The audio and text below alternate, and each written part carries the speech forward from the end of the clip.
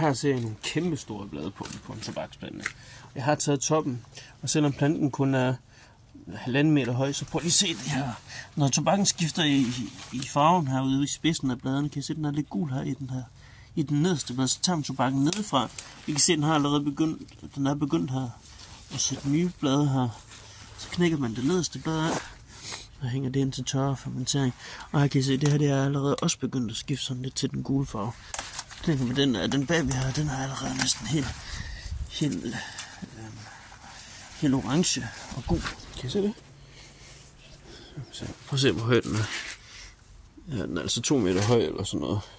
Se, kan I se, at den er allerede helt brun, den er. Så tager man selve stilkematerialet, så tager man fra det inderste af stilken. Fordi ellers kan der gå mug i det. Og så snart det begynder faktisk at skifte den her brune farve af sådan et halvtår, så kan man putte det i en beholder, en bøtte eller et eller andet. Kan I se, den er skiftet fra grøn.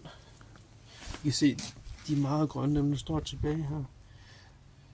Men så snart det begynder at skifte til de her farver, gullige og brunlige, så knækker man dem af.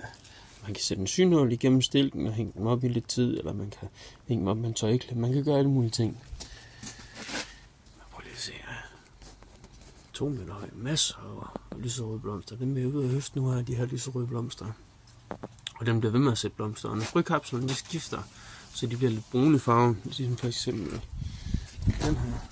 Kan I se det? Det er så bare en anden sort.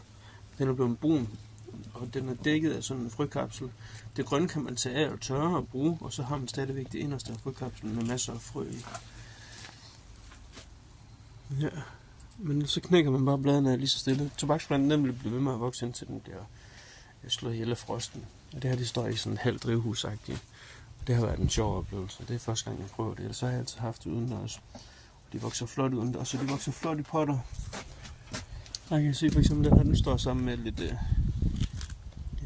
jeg fik persillesovs den anden dag, og det har stået sammen her med tobakken. Tobakken den er begyndt at blive, I kan se, den har selv smidt det der tobaksblad, det yderste her, hvor den er brun, fordi det har været klar. Det kan man knække af hen ad vejen. Så den her, det står også på det, man kan tage ind. Så vil den blive ved med at sætte blomster hele vinteren. Prøv at se, hvor mange frø der kommer. Prøv at se, de er blevet brune dem her. Det betyder, at den er klar. Ja. Okay, men det er jo den tobakken, og hvad man kan høste den, og hvor stor kan tobaksbladet blive. Prøv at se her. De kan blive mega store, og de kan blive faktisk 2 meter store cirka. Over det også. Dem her, de er sådan faktisk omkring 1 meter allerede, og de kan blive meget, meget store. Kan I have en god dag?